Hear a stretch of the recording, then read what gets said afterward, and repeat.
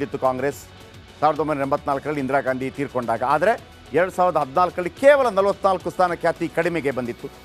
ಇಂಡಿಗೆ ಅಧಿಕಾರ ಬೇಕು ಅಂದರೆ ಮತ ಪ್ರಮಾಣ ಹೆಚ್ಚಬೇಕು. 2009ರಲ್ಲಿ 28.6% ಮತ ಪಡೆದು ಅಧಿಕಾರ ಹಿಡಿದ ಕಾಂಗ್ರೆಸ್ ಅಂದರೆ UPA. ಆದರೆ ಸಿಂಗ್ ಕಾಲದ ಕಾಂಗ್ರೆಸ್ಸೇ ಬೇರೆ, ಈಗಿನ ಕಾಂಗ್ರೆಸ್ಸೇ ಬೇರೆ. ಕೊನೆ ಪಕ್ಷ ಕಾಂಗ್ರೆಸ್ ಮಿತ್ರರ ಮತ ಪ್ರಮಾಣ ಹೆಚ್ಚಾಗಬೇಕು. 2019ರಲ್ಲಿ ನೋಡಿ 2.6% ಮತ ಪಡೆದಿತ್ತು SP ಸಮಾಜವಾದಿ ಪಾರ್ಟಿ, ಅದು 2.5%. ನಾನು ಎಷ್ಟು ಹೇಳಿದೆ? 20% ಜಾಸ್ತಿ ಆಗಬೇಕು ಅಂತ ಹೇಳಿದೆ ಅಲ್ವಾ? ಇದೆಲ್ಲ ಬರುತ್ತೆ ನೋಡಿ. ನೆಕ್ಸ್ಟು SP 2.5%, ಆಮೇಲೆ ಆಮ್ ಆದ್ಮಿ 0.4%. ಅದಾದ ನಂತರ ಈ ಬಾರಿ ಎರಡೂ ಪಕ್ಷಗಳ ವೋಟ್ ಶೇರ್ ಜಾಸ್ತಿ ಆಗುತ್ತೆ, ಯಾಕಂದರೆ ಪಂಜಾಬ್ನಲ್ಲಿದೆ. ತಮಿಳುನಾಡಿನಲ್ಲಿ 2.3% ಪಡೆದು 23 ಸೀಟ್ ಗೆದ್ದಿದ್ದು DMK ಕಾಂಗ್ರೆಸ್ ಟೀಮ್ 2019ರ ಸಾಧನೆ ಪುನರಾವರ್ತಿಸಬೇಕು. ಕೇರಳದಲ್ಲಿ 2019ರಲ್ಲಿ UPA ಕೂಟ ಎಲ್ಲ 19% ಗೆದ್ದಿತ್ತು. ಅಲ್ಲಿ ಎಡಪಕ್ಷಗಳಿದೆ, ಅವ್ರದ್ದು 3% ಇದೆ, ಅದು ಇವ್ರಿಗೆ ಸಿಗಬೇಕು. ಆಮೇಲೆ BSPದು ಸಿಗಬೇಕಾಗಿತ್ತು, ತೃಣಮೂಲ ಕಾಂಗ್ರೆಸ್ ಸಿಗಬೇಕಾಗಿತ್ತು. ಈ ಬಾರಿ ಕೂಡ ಅದೇ ಸಾಧನೆ ಮಾಡಿದ್ರು ಸಾಕು. ಆದರೆ ಕಾಂಗ್ರೆಸ್ ರೊಚ್ಚಿಗೆದ್ದು ಜಾಸ್ತಿ ಸೀಟ್ ಗೆದ್ದರೆ ಇಂಡಿಗೆ ಚಾನ್ಸ್ ಇದೆ, ಇಲ್ಲದಿದ್ದರೆ ಫಿರ್ ಏಕ್ ಬಾರ್ ಮೋದಿ ಸರ್ಕಾರ ನಿಶ್ಚಿತ ಆಗತ್ತೆ. ಮತ್ತೊಮ್ಮೆ ಹೇಳ್ತಾ ಇದ್ದೀನಿ ವೀಕ್ಷಕರೇ, 37% ವೋಟ್ ಇದೆ BJP ಬಳಿ, ಕಾಂಗ್ರೆಸ್ ಬಳಿ ಇರೋದು 20%. ಈಗೇನು ಮಾಡಬೇಕು? ಎಲ್ಲ ನಾಯಕರ ಜೊತೆ ಸೇರಿ 20% ಜಾಸ್ತಿ ಮಾಡಬೇಕಾಗಿತ್ತು, ಅವರು ಮಾಡಿಲ್ಲ. ಸೊ ಹಾಗೆ 295 ಸೀಟ್ ಗೆಲ್ತೇವೆ ಅಂತ ಹೇಳ್ತಾ ಇದ್ದಾರೆ. ನಿನ್ನೆ ರಾಹುಲ್ ಗಾಂಧಿ ಕೂಡ ಹೇಳಿದರು, ಮಲ್ಲಿಕಾರ್ಜುನ್ ಖರ್ಗೆ ಹೇಳಿದರು. ಅದು ಅಷ್ಟು ಸುಲಭ ಇದೆಯಾ?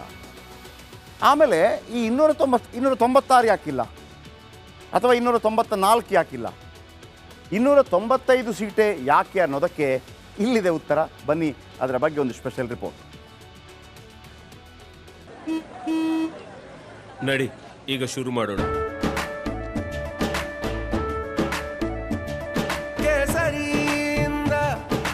ಮನೋಲ್ಲಾಸ ಮನಸ್ಸು ಮತ್ತೇರಿ ಕುಣಿದಾಡಿದೆ ನೋಡು, ಮನಸ್ಸು ಮತ್ತೇರಿ ಕುಣಿದಾಡಿದೆ ನೋಡು.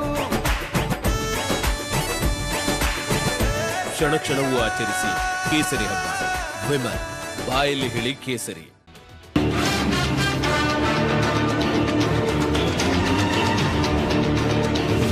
इसका नाम एग्जिट पोल नहीं है, इसका नाम मोदी मीडिया पोल है. ये मोदी जी का पोल है, फैंटेसी पोल है उनका. Thank you. कितनी सीटें आ रही हैं आपके हिसाब से? सिद्धू मूसेवाला का सॉन्ग सुना आपने? 295. इंडिया गठबंधन कम से कम 295 सीटें प्लस 295 से ज्यादा आएंगे, कम तो नहीं आएंगे. ये हमने आकलन किया कि सभी हमारे नेताओं से पूछने के बाद ये एक आंकड़ा हमारे पास मिला है और इस आंकड़े में कोई बदलाव नहीं है. चारों तरफ से फीडबैक लेने के बाद, सभी लीडर से, सभी पार्टियों से और सभी जो जनता का फीडबैक है, वो फीडबैक लेने के बाद ये निकल के आया है कि इंडिया गठबंधन को 295 प्लस सीट्स मिल रही हैं. बीजेपी को 220 के करीब सीट्स मिल रही हैं और एनडीए जो बीजेपी का गठबंधन है उन्हें 235 के करीब सीट्स मिल रही हैं. जनता का वोट अगर पड़ा है तो इनको बहुमत नहीं मिल रहा है, और जो कांग्रेस पार्टी ने 295 का फिगर दिया है वो सही है. और उसके बाद यदि 300 पार तो वो जनता का वोट नहीं है, वो ईवीएम मशीन का वोट है. Regarding that exit poll report, Congress friends yesterday, including Rahul Gandhi, several leaders from several parties, regional parties, they criticized about this exit poll report. Not only criticized, they also have some confidence, but that they will going to reach to 292. But as far as concern about Karnataka, from last 2 months, the election campaign, I also participated in several areas. Not only southern part of Karnataka, northern part of Karnataka also I visited. People's policies, they wanted the leadership of Narendra Modi. Welcome back. ಏನಿದು 295? ರಾಹುಲ್ ಗಾಂಧಿ ಹೇಳ್ತಾರೆ 295, ಇತರರು ಹೇಳ್ತಾರೆ 295. ನಿಜ ಹೇಳಬೇಕು ಅಂದರೆ 295 ಅನ್ನೋದು ಒಂದು rap song. 295 ಅನ್ನೋದು ರ್ಯಾಪ್ ಸಾಂಗ್. ಸಿದ್ದು ಮೂಸೇವಾಲಾ ಅಂತಂದರೆ ಪಂಜಾಬ್ನ ಭಾಳ ದೊಡ್ಡ ಓರ್ವ ಸಿಂಗರ್. ಆ ಸಿದ್ದು ಮೂಸೇವಾಲ ಏನು ಹೇಳ್ತಾನೆ ಅಂತಂದರೆ, ಈ ನಮ್ಮಲ್ಲಿ ಸಂವಿಧಾನದಲ್ಲಿ ಒಂದು ಸೆಕ್ಷನ್ ಬರುತ್ತೆ 295 ಅಂತ. ಅಲ್ಲಿ ಯಾವುದೇ ಒಂದು ಸಮುದಾಯವನ್ನು, ಯಾವುದೇ ಒಂದು ಕೋಮನ್ನು ಅವಮಾನಿಸೋದು, ಅನ್ಯ ಧರ್ಮೀಯರಿಗೆ ಅವಮಾನ ಮಾಡೋದು ಸರಿಯಲ್ಲ, ಅದಕ್ಕೆ 2 ವರ್ಷಗಳ ಶಿಕ್ಷೆ ಇದೆ. ನೀವು ಈಗಲೂ ಕೂಡ ಯೂಟ್ಯೂಬಲ್ಲಿ 295 ಸಿದ್ದು ಮೂಸೇವಾಲ ಅಂತಾದರೆ ಬರುತ್ತೆ ಆ ಹಾಡು. ಆ ಹಾಡನ್ನು ಗಮನದಲ್ಲಿಟ್ಟುಕೊಂಡು ಹೇಳಿದ್ದಾರೆ. ಅಂದರೆ ನರೇಂದ್ರ ಮೋದಿಯವರು ಪದೇ ಪದೇ ಮುಸ್ಲಿಮರ ಬಗ್ಗೆ ಟಾರ್ಗೆಟ್ ಮಾಡ್ತಾ ಇದ್ರು ಅನ್ನೋ ಕಾರಣಕ್ಕಾಗಿ. ನೋಡಿ, ನರೇಂದ್ರ ಮೋದಿಯವರನ್ನು ಗುರಿಯಾಗಿಸಿಕೊಂಡ ಇಂಡಿಯಾ ಮೈತ್ರಿಕೂಟ. ಯಾಕೆ ಅಂತಂದರೆ ಪ್ರಚಾರದುದ್ದಕ್ಕೂ ಮುಸ್ಲಿಂ ಮೀಸಲಾತಿಗೆ ಮೋದಿ ವಿರೋಧ ವ್ಯಕ್ತಪಡಿಸಿದರು. ನೋಡಿ, ನಿಮ್ಮ SC STಗಳ ಆಮೇಲೆ OBCಗಳ ಮೀಸಲಾತಿಯನ್ನು ಕಿತ್ತು ಮುಸ್ಲಿಮರಿಗೆ ಕೊಡ್ತಾರಂತೆ, ನಿಮ್ಮ ಮಂಗಲಸೂತ್ರವನ್ನು ಕೊಡ್ತಾರಂತೆ, ಆಮೇಲೆ ಹೆಚ್ಚು ಮಕ್ಕಳಿರೋರು ಕೊಡ್ತಾರಂತೆ, ಮುಸ್ಲಿಮರಿಗೆ ಕೊಡ್ತಾರಂತೆ, ಇದನ್ನೆಲ್ಲ ಹೇಳ್ತಾಯಿದ್ರು. ಅವ್ರು ಹೇಳ್ತಾರೆ, ನಾನು ಇರುವವರೆಗೂ ಮುಸ್ಲಿಮರಿಗೆ ಮೀಸಲು ಸಿಗಲ್ಲ ಅಂತೇಳಿ ನರೇಂದ್ರ ಮೋದಿ ಘಂಟಾಘೋಷವಾಗಿ ಚುನಾವಣಾ ಭಾಷಣದಲ್ಲಿ ಮಾತಾಡ್ತಾರೆ. ಅದಕ್ಕೆ ಮನಮೋಹನ್ ಸಿಂಗ್ ಅಂತ ನಾಯಕರು ಹೇಳ್ತಾರೆ, ಯಾವತ್ತೂ ಕೂಡ ಒಬ್ಬ ಪ್ರಧಾನಮಂತ್ರಿ ಇಷ್ಟು ಕೆಳಮಟ್ಟದ ಮಾತುಗಳನ್ನು, ಒಂದು ಜನರ ಭಾವನೆಗಳನ್ನು ಒಡೆಯುವಂಥ ಮಾತನ್ನು ಪ್ರಧಾನಮಂತ್ರಿ ಪಟ್ಟದಲ್ಲಿದ್ದು ಯಾರು ಮಾತಾಡಲಿಲ್ಲ. ಈಗ ಸಾಧಾರಣವಾಗಿ ಯಾರಾದರೂ ಒಬ್ಬ ನಾಯಕರು ಮಾತಾಡೋದು ಬೇರೆ ವಿಚಾರ.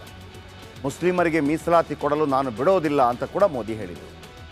ನೇರ ಹೇಳಿಕೆ ನೀಡಿದ ಪ್ರಧಾನಿ ನರೇಂದ್ರ ಮೋದಿ ಮಾತನ್ನು ಗುರಿಯಾಗಿಸಿ ಇದೀಗ 295 ದಾಳ ಬಳಕೆ. ಅದು ಎಲೆಕ್ಷನಲ್ಲಿ ಯಾವ ರೀತಿ ವರ್ಕ್ ಆಗಿದೆ ಗೊತ್ತಿಲ್ಲ. ಯಾಕಂದರೆ 295 ಆಗ ಅವರು ಹೇಳಿರಲಿಲ್ಲ, ಎಲೆಕ್ಷನ್ ಮುಗಿದ ನಂತರ ಹೇಳಿರೋದು.